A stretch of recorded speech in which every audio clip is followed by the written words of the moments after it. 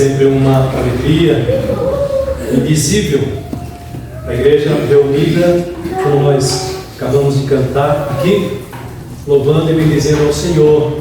E sim, eu me alegro em louvar a Deus com você aqui na casa do Pai, na casa do Senhor.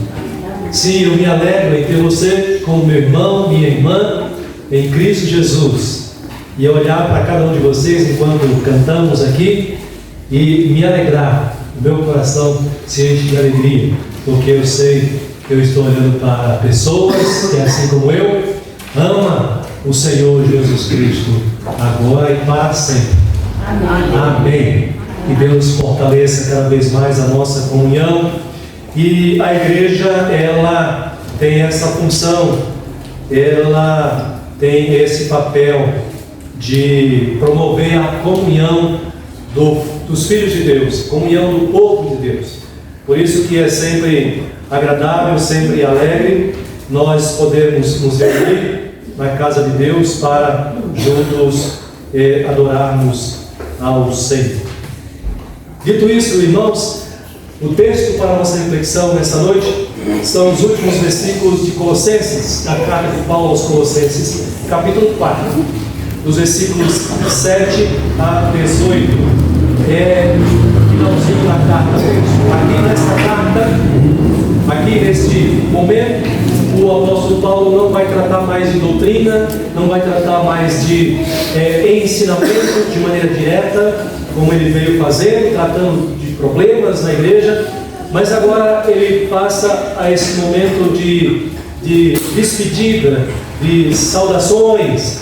E o que nós podemos aprender, o que ele nos ensina aqui no final dessa carta? Eu quero dizer para você que Paulo aqui nos ensina, irmãos, uma lição muito importante. Ele nos ensina que a igreja é um lugar muito especial. A igreja é um lugar de amor e cuidado mútuo. A igreja é lugar de amor e cuidado mútuo. Eu vou ler o texto e depois eu prossigo. Acompanhe a leitura no versículo 7. Paulo diz assim: quanto à minha situação, vocês sabem que Paulo está preso em Roma. E aí então ele está distante dessas igrejas que ele ama muito, e aqui especialmente a igreja de Colossos. Ele diz: quanto à minha situação, Tíquico, irmão amado e fiel ministro e conservo no Senhor, de tudo vos informará. Eu vou envio com o expresso propósito de vos dar conhecimento da nossa situação e de alentar o vosso coração. Em sua companhia eu vos envio Onésimo, o escravo. Onésimo, que ele chama de o fiel e amado irmão, que é do vosso meio. Eles vos farão saber tudo o que por aqui ocorre. Daqui, diz Paulo, saúda-vos Aristarco, prisioneiro comigo, e Marcos, João Marcos, primo de Barnabé, sobre quem recebestes instruções. Se ele for ter convosco, acolhei-o. E ainda Jesus, conhecido por justo, os quais são os únicos da circuncisão, que cooperam pessoalmente comigo no reino de Deus. Eles têm sido o meu lenitivo, o meu consolo, o meu conforto, diz Paulo. Saúda-vos ainda Epáfras, que é dentre vós, é do vosso meio, mas está comigo aqui, servo de Cristo Jesus, o qual se esforça sobremaneira, continuadamente, por vós nas orações, para que vos conserveis perfeitos e plenamente convictos em toda a vontade de Deus. E dele, de Epáfras, dou testemunho de que muito se preocupa por vós, pelos de Laodiceia, outra igreja, e pelos de Hierápolis. Saúda-vos ainda Lucas, conhecido Lucas, o médico amado, e também Demas. Saudai os irmãos de Laodiceia. Ele escreve para Colossos, mas ele se refere agora à igreja vizinha, à cidade vizinha, aqueles cristãos. Saudai aos irmãos de Laodiceia e Ninfa, e a igreja que ela hospeda em sua casa. E uma vez lida esta epístola perante vós, providenciai para que seja lida na igreja dos laodicenses. Compartilhai essa carta com os laodicenses. E a dos de Laodiceia, lede-a igualmente perante vós. Também dizei a Arquipo: atenta para o ministério que recebeste no Senhor, para o cumprires. A saudação com a qual encerro, diz Paulo, é de próprio punho. Paulo, lembrai-vos das minhas algemas, a graça seja convosco. Meus queridos irmãos, é muito interessante a gente poder observar essa conclusão que Paulo faz nesta carta aqui. Aqui nós temos um Paulo que se mostra mais pastoral, mais aquele pastor que fala agora de si mesmo, da sua situação. Um Paulo mais próximo, um apóstolo mais próximo, mais pessoal. E ele vai falar dessas condições que ele vive, e não só dele, mas dos irmãos que estão com ele ali também, chamando a atenção, a nossa atenção, para esta realidade, de que a igreja, ela é um lugar de amor, um lugar de cuidado mútuo. Ou seja, a igreja é um lugar terapêutico, a igreja é um lugar que oferece restauração e oferece cura para a sua alma, para a sua mente, para o seu coração. Semana passada, eu aqui pregando para vocês, começou uma tosse muito forte. E no dia seguinte piorou. Não pude fazer as minhas atividades, os meus compromissos. Para onde eu corri? Quando a gente está doente, corre para onde? Tive que ir para o hospital, pronto-socorro. Fui buscar a cura, fui buscar o remédio. E a médica me atendeu, uma menina nova, e me medicou. E eu fui fazendo o tratamento. Ainda não estou 100%, mas estou bem melhor do que a segunda-feira. Foi dureza. Terça, quarta, quinta, dormindo muito mal, porque uma tosse muito forte, segundo a suspeita bactéria, né? Fez teste de todos possíveis, não é Covid, não é H1N1, não é nada disso, então é bactéria. Então, medicou e funcionou, até aqui está funcionando. Quando você está doente, você corre para onde? Para o hospital. Para o hospital. Mas no hospital você não vai encontrar remédio para a alma. Você não vai encontrar remédio para o coração, não no sentido biológico, mas emocional, espiritual. Mas a igreja de Cristo oferece cura, restauração para a alma. Irmãos, nós precisamos ter esse olhar para a igreja de Cristo, a nossa igreja. Nós precisamos aproveitar mais este remédio que a igreja oferece para nós. E nós precisamos aproveitar mais da nossa comunhão uns com os outros, para nos fortalecermos mais e mais no Senhor, através dessa comunhão e através desse meio de graça especial que Deus nos concede, que é a sua igreja, a igreja de Cristo. Por isso que eu estou então dizendo para os irmãos que a igreja, eu quero chamar a sua atenção para essa reflexão. A igreja de Cristo é um lugar, sim, de amor e de cuidado mútuo. É um lugar terapêutico para a nossa alma, para as nossas aflições, para as nossas dores, as dores do coração.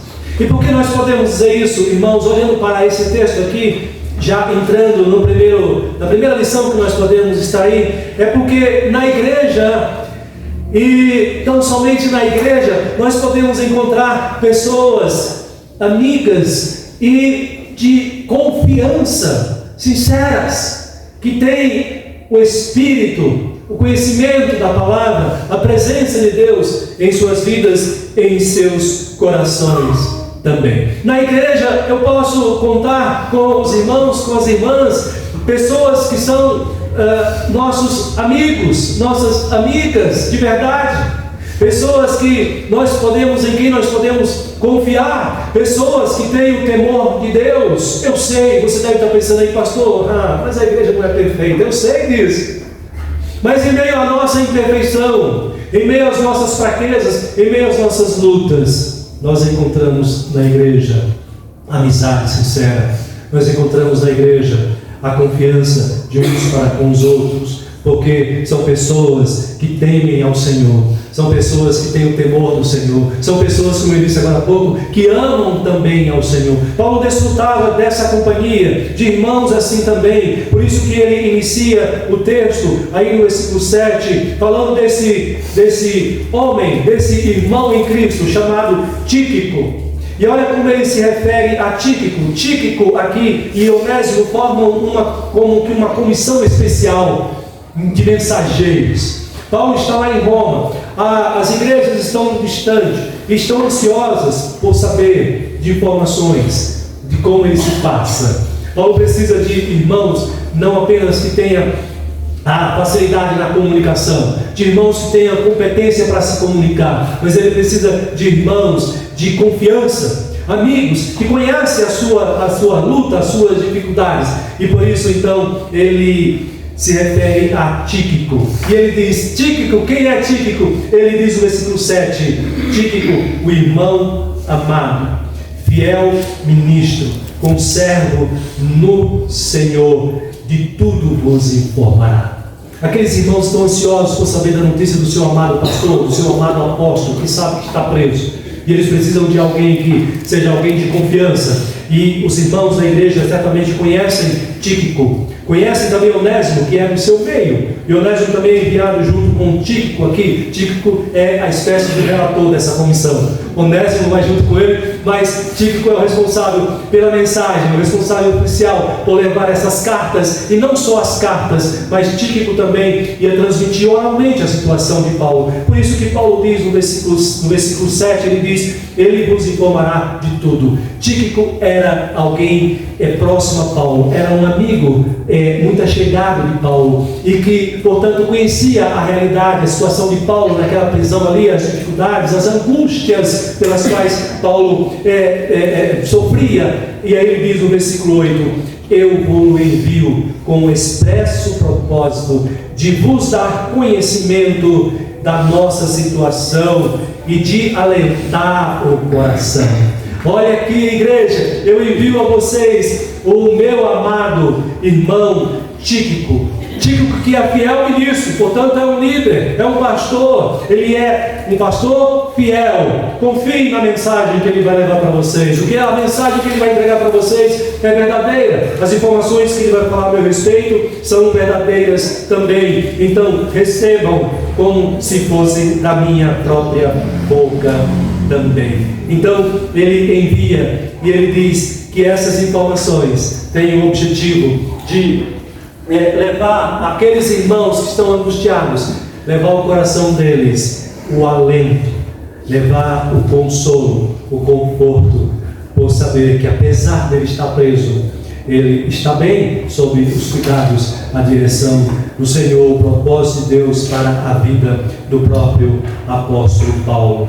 Ele é um homem que Paulo faz questão de evidenciar aqui o seu valor, a sua importância, a confiança que o apóstolo Paulo tem nele. É um homem de bom senso, é um homem de confiança do apóstolo Paulo. E Onésimo, que é o escravo, mas que foi resgatado pelo Evangelho através do próprio apóstolo Paulo. Paulo envia Tíquico e envia Onésimo junto com ele também. Onésimo, nós sabemos que era um escravo, alguém que fugiu do seu dono, mas que encontrou o apóstolo Paulo e que a sua vida foi redimida, ele foi salvo, e agora Paulo o envia de volta. Paulo se refere a Onésimo no texto como aquele que é fiel e amado irmão. Paulo se refere a um escravo assim, gente.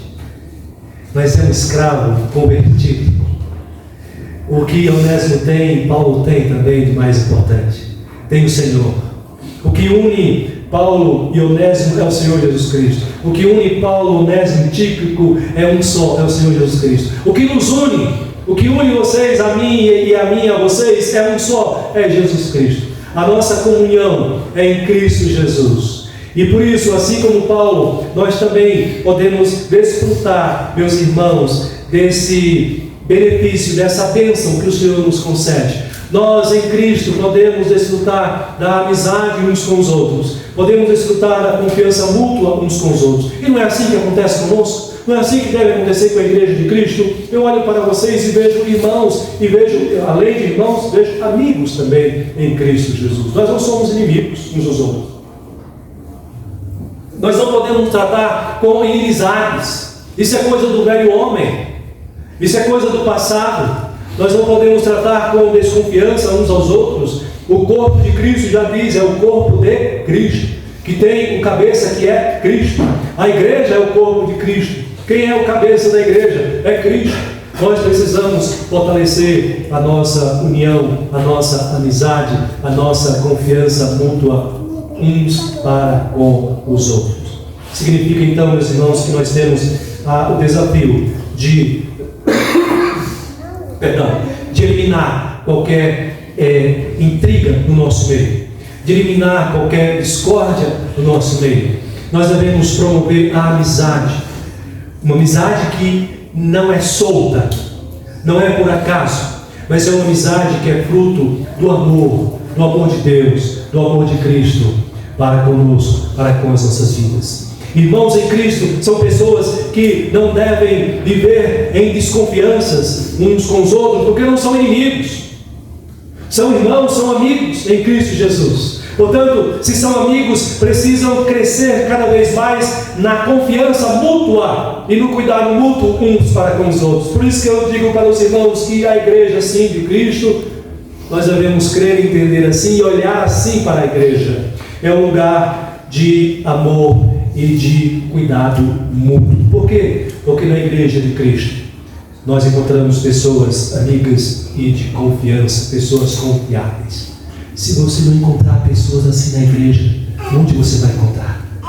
Se a igreja não é capaz de produzir pessoas amigas, de produzir amizade entre os irmãos e a confiança entre os irmãos, onde mais irá produzir esse tipo de virtude cristã? Amizade. Jesus Cristo nos trata como amigos, e Ele coloca uma condição: vós sois meus amigos, se fizerdes o que eu vos mando. Aquele que obedece a Cristo, aquele que segue o Evangelho, aquele que é convertido, ele é amigo de Cristo, Cristo é amigo dele, e portanto são amigos entre si os que seguem a Cristo Jesus, o Senhor, o Salvador. Precisamos nos fortalecer na amizade uns para com os outros. Amizade sincera, amizade verdadeira, amizade que, repito, está fundamentada no amor de Deus em nossos corações, em nossas vidas. Nós precisamos crescer na confiança, afinal de contas, nós somos corpo de Cristo e que precisamos desse cuidado, desse amor mútuo, uns para com os outros. Não somos inimigos, mas somos irmãos e amigos em Cristo, e portanto, se fortalecendo cada dia mais nesse amor e nesse cuidado mútuo. Mas em segundo lugar, irmãos, a igreja é lugar de amor e cuidado mútuo, porque além de encontrarmos amigos e pessoas de confiança, em segundo lugar, nós encontramos na igreja conforto na angústia. A igreja deve estar preparada para oferecer conforto aos que sofrem, aos que estão angustiados, consolo aos que estão quebrados.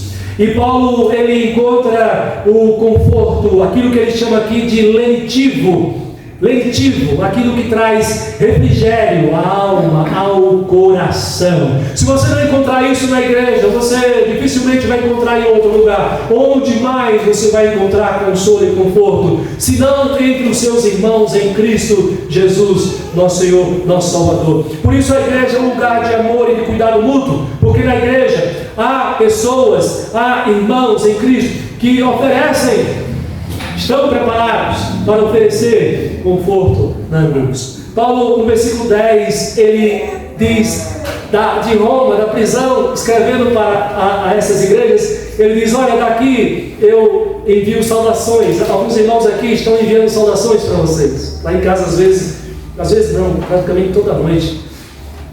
Eu aprendi isso e entendo que isso é importante, né? E é uma forma também dos filhos honrar os pais. Se você não faz isso, fica a dica aí para você fazer também, né? Ligar para os seus pais, principalmente quando já estão idosos, né? Eles precisam, isso faz bem para eles também, porque às vezes os filhos se distanciam, né? E às vezes é um filho crente, né? Às vezes, coitado, é um pastor, misericórdia, o pastor faz isso, é um presbítero, misericórdia, esqueceu do pai e da mãe. Não pode, né? Então é importante, você à distância, talvez você mora longe, né? Ligue para o seu pai, ligue para a sua mãe, né? Dê notícias, pergunte como está. Isso é bom, isso é importante, faz bem, né? E faz bem principalmente para eles, para os nossos pais.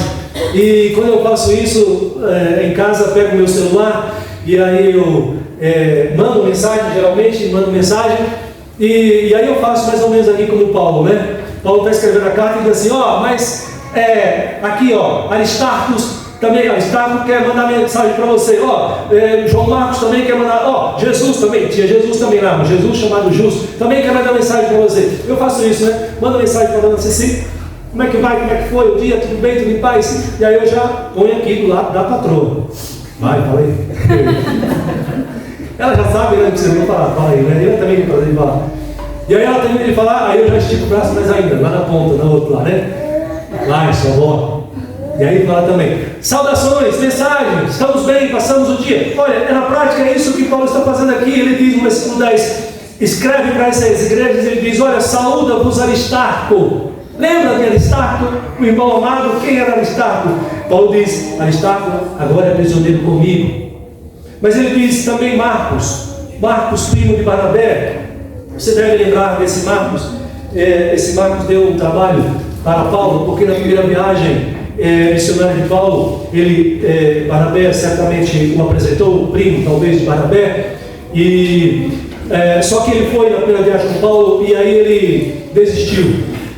E ele voltou, e Paulo ficou muito bravo com ele, né? E depois, inclusive, isso motivou uma ruptura entre Paulo e Barnabé. Você conhece essa história aqui, né? É esse menino que Paulo está dizendo aqui: olha, João Marcos quer mandar. E esse menino foi um servo de Deus extraordinário, porque ele escreveu o Evangelho de Marcos. Você tem aí de presente para você, de bandeja. Deus o usou para abençoar a sua vida também. João Marcos, é ele. Paulo está dizendo: olha, eu também saúdo a vocês, né? Sobre quem vocês receberam instruções. Está aí no versículo 10. No versículo 11 ele fala desse Jesus chamado Justo, que nós não temos muitas informações a respeito desse Jesus aqui. Mas certamente, depois vocês editam aí, tá? A tosse não vai ficar na gravação. Tira a tosse da gravação. Mas certamente esse Jesus chamado Justo aqui, ele é um irmão de confiança de Paulo, um servo fiel ao Senhor. E é interessante, Paulo fala aqui de 3 irmãos aqui. E aí ele diz assim: olha, estes aqui são os únicos da circuncisão. Opa, circuncisão, o que isso significa? Já traz aqui uma pista para mim. De quem Paulo está falando? Irmãos, esses 3 aqui são judeus. São judeus. Paulo está lá na prisão. Paulo pregou o evangelho para centenas de milhares de pessoas. Várias igrejas foram organizadas. E Paulo olha para essa multidão toda e ele vê apenas 3 judeus. 3 judeus. Os judeus, vocês sabem, foram alvos da graça, das promessas do Senhor, da vinda do próprio Messias. E Paulo, sendo judeu, ele fica triste com isso, porque dos seus compatriotas, ele tem apenas 3 3. Mas ele não se desespera, ele não se entristece. Ele, ao contrário, ele olha para esses irmãos em Cristo Jesus e ele sente consolo, ele sente conforto. Por isso que ele diz na sequência do versículo 11, no finalzinho, ele diz: eles têm sido meu lenitivo. Significa, sabe o quê? Deus prometeu salvar o povo judeu. E se ele salvou esses 3, é prova de que a promessa dele está sendo cumprida.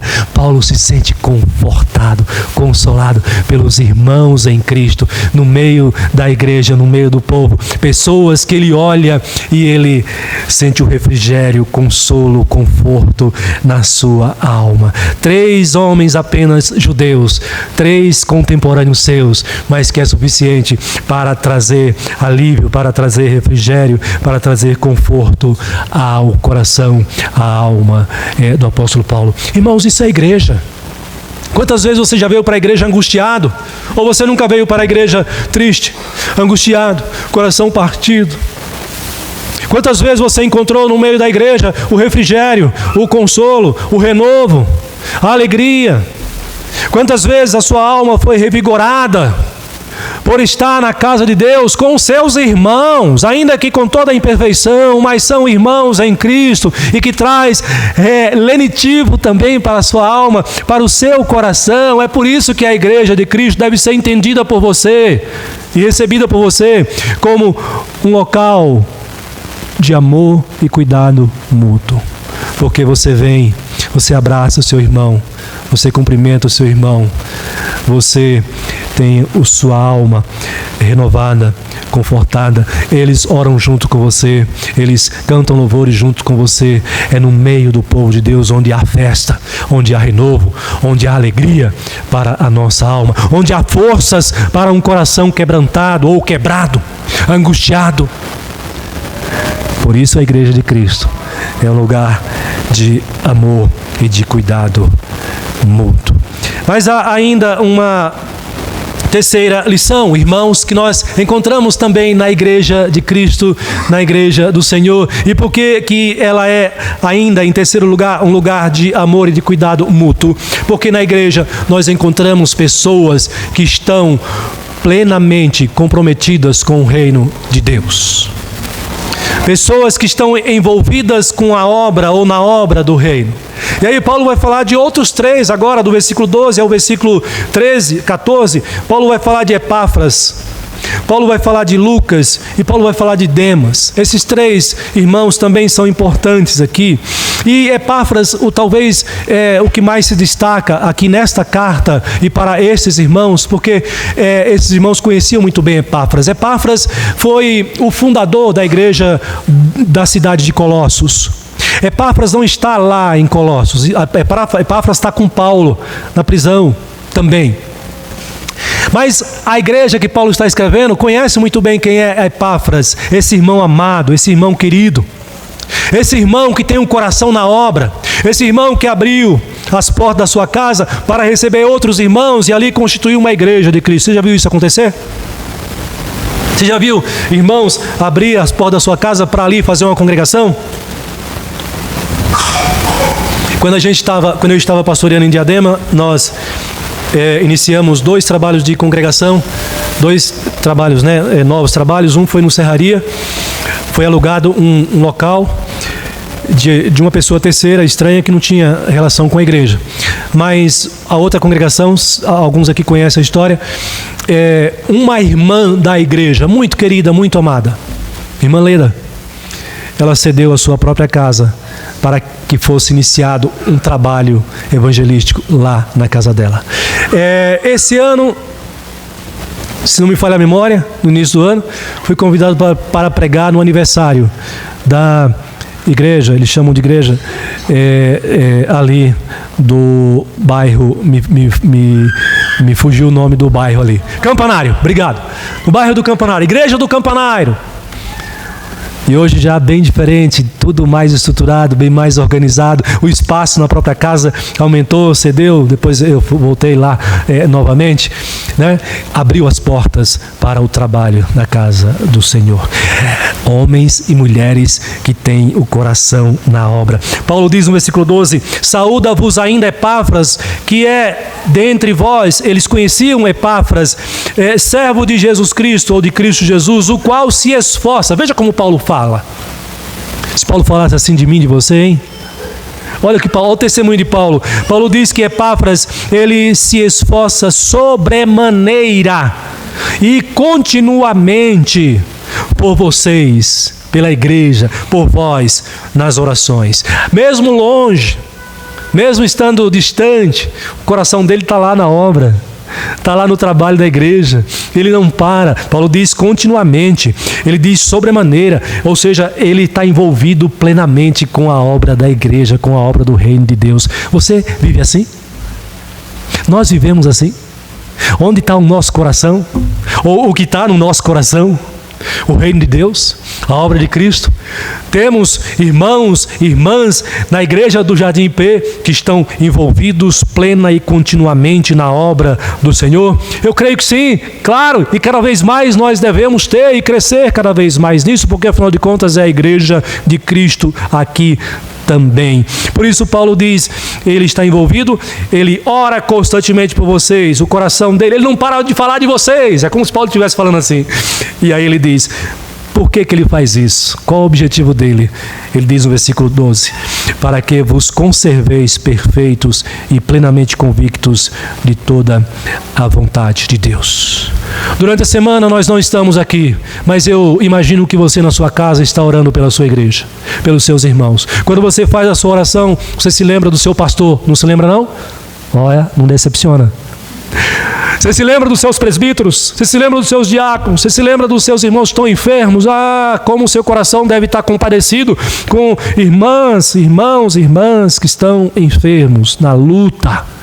Aí você se prostra, se dobra diante do Senhor e diz, Senhor, tem misericórdia da vida do fulano, da irmã, do irmão amado. Coração na obra. A igreja de Cristo é assim. É uma igreja que ama e cuida mutuamente, porque é na igreja onde nós encontramos essas bênçãos, essas virtudes. No versículo 13, Paulo diz ainda, e dele dou testemunho de que muito se preocupa por vós, pelos de Laodiceia, de Herápolis, também. E aí ele acrescenta Lucas, o médico. Ele não precisa falar muita coisa de Lucas, mas Paulo e Lucas eram muito próximos, eram muito amigos. E Lucas esteve, pelo menos, das viagens de Paulo, pelo menos em duas, certamente, ele esteve presente. Ele esteve, inclusive, na viagem que Paulo faz, a perigosíssima viagem que Paulo faz a Roma. Lucas está junto com o apóstolo Paulo, e ele está aqui na prisão juntamente com Paulo também. Paulo escreve um outro texto e ele vai dar o testemunho dizendo que nessa ocasião se encontra só ele e Lucas na prisão.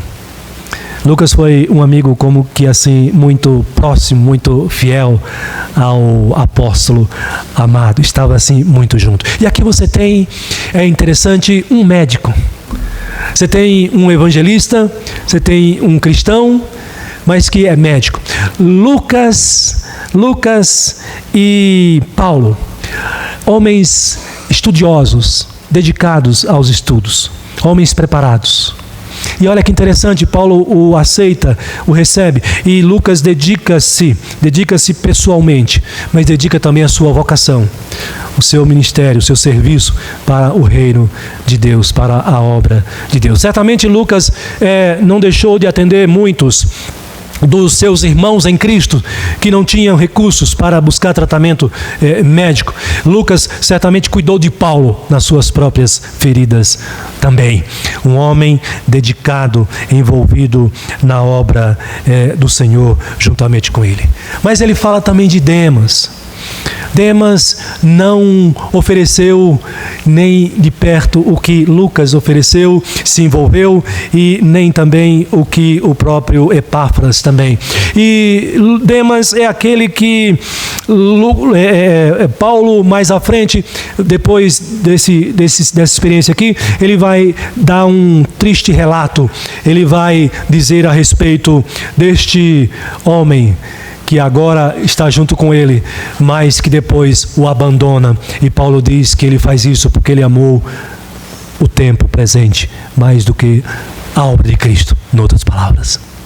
Paulo não sabia disso ainda quando ele escreveu e incluiu o nome de Demas aqui. Certamente até então ele estava sendo útil também a Paulo, útil também ao reino do Senhor. Mas isso mostra também um retrato da igreja, a igreja que no mundo não é perfeita.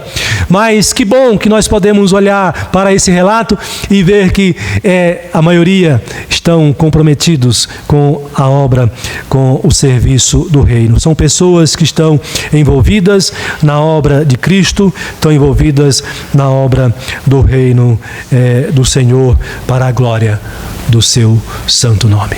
O que é a igreja então, pastor? A igreja é um lugar de amor e de cuidado mútuo. Por quê? Porque você encontra aqui pessoas amigas, pessoas de confiança, e devemos fortalecer isso cada vez mais. Na igreja nós encontramos também o conforto na angústia. Se você está angustiado, não faça como alguns que deixam de vir para a igreja, que deixam de congregar. Aí caminha ladeira abaixo, aí não se sentem fortalecidos, porque a igreja, ela oferece isso, tem essa função terapêutica para a alma, para o coração angustiado. A igreja é um lugar de amor e cuidado mútuo, porque nós encontramos pessoas plenamente envolvidas na obra do Senhor. Mas em último lugar, guarde aí na sua mente, no seu coração, esse último ensino. Na igreja, nós encontramos um cuidado recíproco aos que estão perto, e também é um cuidado aos que estão longe também. É isso que Paulo mostra para a gente no versículo 15 ao 17. Ele diz: saudai os irmãos de Laodiceia, Ninfa e a igreja que hospeda em sua casa. Veja, Paulo estava lá em Roma. Essas igrejas aqui, esses irmãos estão em outro lugar, em outra parte. Laodiceia, a casa de Ninfa, uma irmã que abriu as portas para receber pessoas, e ali organiza uma igreja, reúne uma igreja na sua própria casa. Mas Paulo, mesmo à distância, ele tem o cuidado com os que estão longe, com os que estão ausentes ali, não debaixo dos seus próprios olhos. E ele diz no versículo 16: e uma vez lida esta epístola perante vós, providenciai para que também seja lida na igreja dos Laodicenses. A ideia aqui é que essas cartas, e era assim que acontecia, as cartas dos apóstolos, elas eram trocadas entre igrejas, para que todas as igrejas recebessem e tivessem o conhecimento da mensagem do apóstolo, não ficasse apenas numa igreja exclusiva. É o cuidado com todos, é o pastorear a todos, mesmo os que estão perto e também aos que estão longe. Aqui é interessante porque Paulo, mesmo preso, a prisão, a cadeia, não impede ele de pastorear, de cuidar e de abençoar os seus irmãos. Nós podemos fazer isso também, como eu já citei aqui, mas agora olhando mais especificamente para esse texto, quando nós estamos longe. Hoje é fácil, né? Você pode mandar uma mensagem, você pode ligar, não é isso? Além de orar, você pode fazer essas coisas também com irmãos que estão angustiados, irmãos que estão enfraquecidos na fé. Se você tem esse cuidado recíproco para com os seus irmãos em Cristo, se a igreja há esse cuidado, há as oportunidades e as ferramentas pelas quais nós podemos utilizar para fazer essas coisas também. E Paulo ainda aproveita para exortar, no versículo 17, ele diz a Arquipo para que ele cumpra o chamado dele, o ministério dele. Alguém que, Arquipo, uma espécie de irmão que recebeu uma vocação, um chamado, e que talvez ele estava aqui negligenciando obedecer o chamado de Deus, colocar em prática. Mesmo à distância, Paulo exorta e diz: olha, não deixe de obedecer ao chamado do Senhor, ao chamado de Deus para a sua própria vida. Irmãos, nós podemos então observar em todas essas lições, em todos esses textos aqui, como é importante a Igreja de Cristo no tempo presente hoje. Como nós não devemos desprezar o cuidado e o amor mútuo que nós podemos encontrar, e a igreja está preparada para isso. Nós não vamos encontrar essas coisas fora da igreja. A Igreja de Cristo, nós podemos encontrar o cuidado e o amor mútuo que nós precisamos, porque são pessoas que foram alcançadas pela graça de Cristo. São pessoas que são guiadas pela palavra do Senhor, pelo Espírito de Deus. São pessoas que não vivem escravizadas mais ao pecado. São pessoas que não vivem mais agradando ao diabo, servindo ao mundo. São pessoas que foram lavadas e remidas pelo sangue de Cordeiro. E o Espírito Santo capacita a cada um de nós a que sejamos capazes de nos ajudar mutuamente uns aos outros, e a igreja, assim como um todo, crescer saudável como o corpo de Cristo para a glória de Deus cada dia mais. Amém.